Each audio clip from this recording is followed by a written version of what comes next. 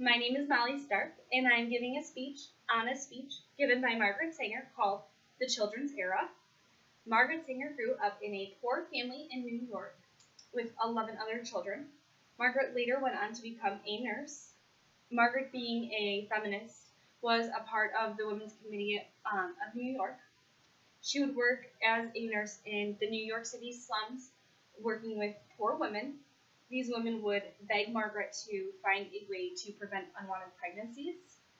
Margaret is now not only credited for the term birth control, but for establishing Planned Parenthood. Historically, her speech, The Children's Era, helps jumpstart birth control. In Margaret's speech, she also states very few steps have been taken to make this the century of the child. Children were being born into families as accidents or unwanted, and that can pose a negative effect on the children's mental status and also lead to worse problems in their future. Now I will talk about Margaret Sanger as a speaker. Mrs. Sanger uses an emotional topic that she felt so much for. Doing that makes it easier to show the emotion through the speech.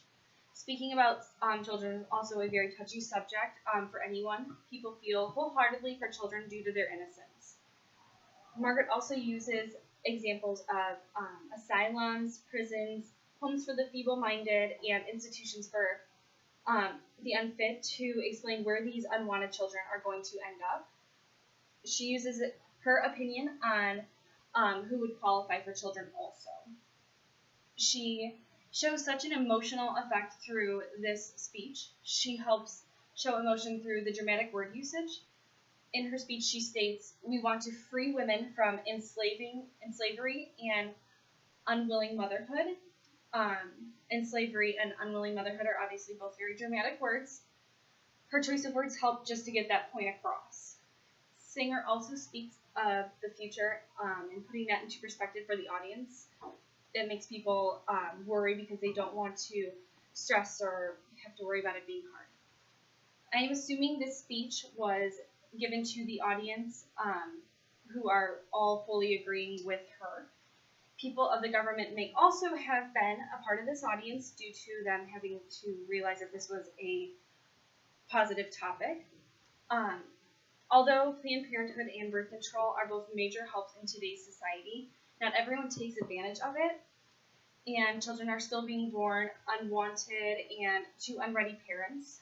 Before you can cultivate a garden, you must know something about gardening, Sanger states. Even though birth control became a big thing in today's society, it still doesn't help with the stupidity of the unaware gardener. This speech affects me in such a way that if I were to live in 1925, I would agree completely with her topic. Without physically seeing her speech, it is hard to determine her tone of the speech. But at the beginning of her speech, she reiterates the name of her speech, which I feel does grab the audience's attention. She also gives an example of what her speech reminds her of. Also uses gardens and gardeners as metaphors for the children and the parents.